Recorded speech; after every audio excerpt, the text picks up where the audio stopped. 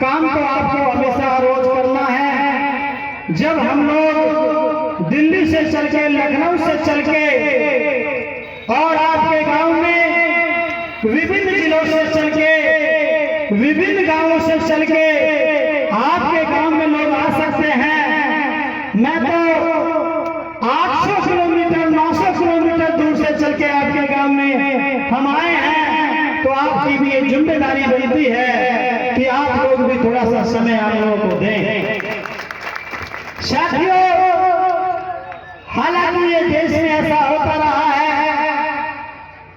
कि जिसके लिए जिसने लड़ाई लड़ी उस जनता ने कभी उस नेता का इतना साथ नहीं दिया, लेकिन फिर भी वे लोग उस समाज के लिए संघर्ष करते रहे, क्योंकि उनको पता थी कि उनकी सोच वहां तक नहीं है।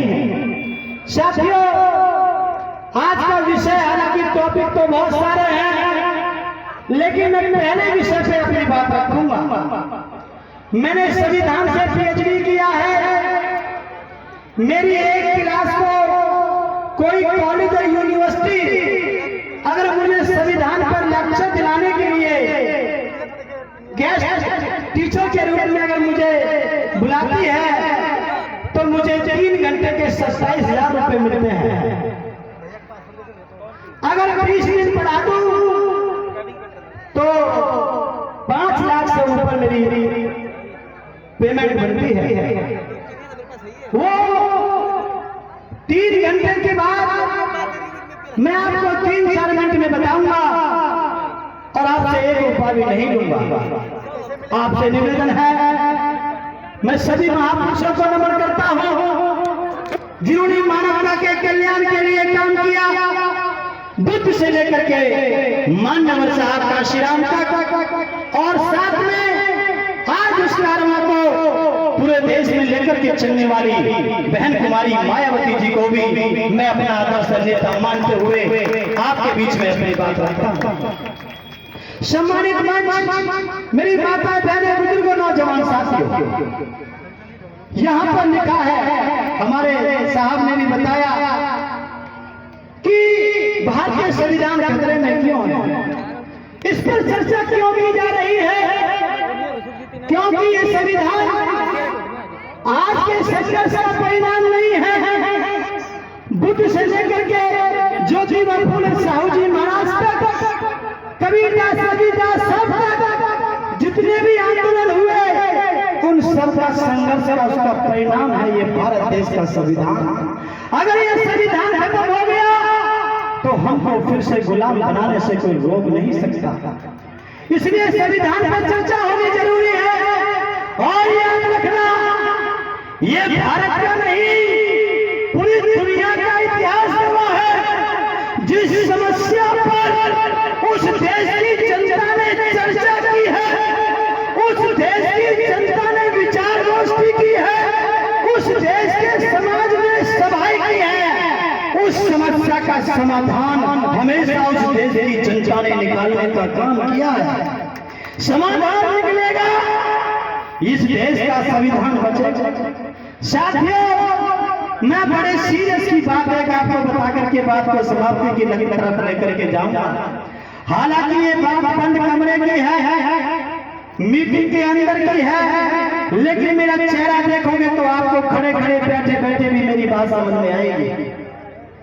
ये भारत का संविधान खतरे में क्यों है? जानते हो ऐसा क्या है? बाबा साहब ने 2 लाइन कही थी, यहाँ से बात निकल के आएगी और यहीं से समाधान निकल के आएगा। मैं बात को अपने को समाप्त करूंगा। बाबा साहब ने कहा, ऐसा कोई भी संविधान, ऐसा कोई भी कानून जो उस देश की सामाजिक व्यवस्था के विरोध में हो, ऐसा कोई भी कानून, ऐसा कोई भी अधिकार जो उस देश की सामाजिक व्यवस्था के विरोध में हो, उस कानून को तुम ज्यादा दिन तक जीवित नहीं रख सकते। ये बात समझ में आई? इंटेलेक्चुअल लोगों का है डॉक्टर साहब। ऐसा कोई भी कानून, चाहे संविधान हो, चाहे कोई भी कानून हो, अगर वो कानून उस देश की सामाजिक व्यवस्था के विरोध में है, आप उसको ज्यादा दिन तक जीवित नहीं रख सकते। ये बाबा साहब ने कहा संविधान बनाने के बाद। किसका मतलब समझते हो? पूरी दुनिया में भारत देश का संविधान ऐसा संविधान है जो अपने देश की सामाजिक व्यवस्था के विरोध में जाकर के बनाया गया। इस देश की सामाजिक व्यवस्था कहती है कि ऊंच नीच रहेगी, जातिवाद रहेगा, पक्षपात रहेगा, लेकिन पूरी दुनिया में अकेले बाबा साहब संविधान निर्माता ऐसे बने जिन्होंने पूरे देश में, पूरी दुनिया में ऐसा कोई भी संविधान नहीं बना जो उस देश की सामाजिक व्यवस्था के विरोध में जाकर बनाया गया। लेकिन बाबा साहब ने भारत देश की सामाजिक व्यवस्था के विरोध में जाकर के आपको संविधान बना के दिया और ये कहा या तो इस देश में गैर बराबरी की व्यवस्था रहेगी या भारत देश का संविधान रहेगा। नहीं